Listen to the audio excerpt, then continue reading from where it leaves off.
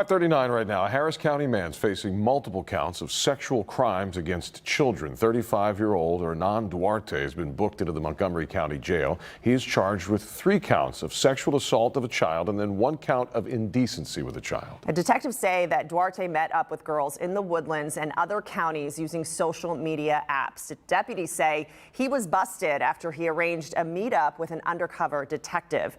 Investigators warn now that there may be more victims out there, and because of this, we wanted to talk about how parents can help protect their kids using social media. Joining us this morning is Rania Mankaria, CEO of Crime Stoppers Houston, to talk about this safety. Good morning, Rania. Thank you for being here. Good morning. Good morning. So tell us, how can we begin to have that conversation with our kids? You know, no talking to strangers online and no sharing any personal information ever.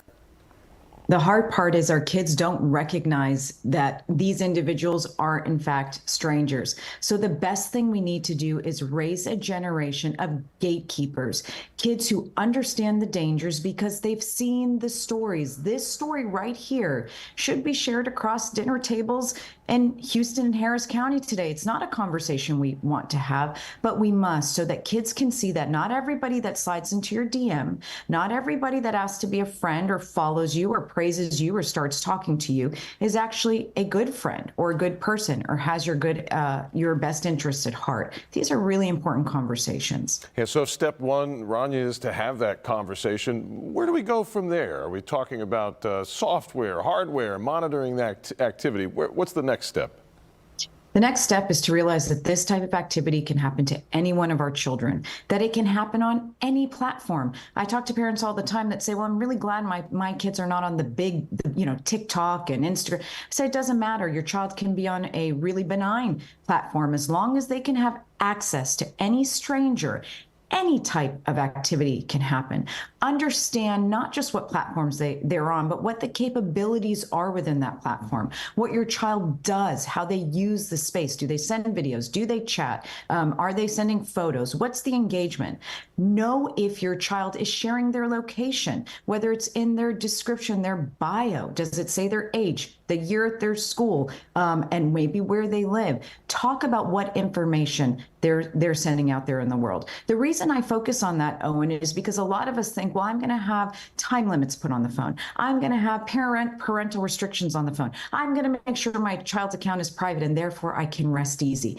There's no real technology or software you can place that protects your child. A child can get around most things. A predator can get around most things. The most engaging safety apparatus we have is talking to your child, getting their buy-in on that safety, and making sure we're utilizing safety techniques and steps throughout their online time. And Rania, what if they say to, a parent, I need my privacy, mom and dad. This is my cell phone. This is my conversation. What do you say to that? Sophia, you know my stance on this. You want privacy, get a diary, write whatever you want in it, and slide it under your bed. They were very popular in the 80s. But when you're on the World Wide Web, when you're on a platform, a gadget that can connect you to literally anyone, anywhere, at any time, and expose you to very real dangers that we're not making up as parents, these are real, and we're sharing the stories with you kids.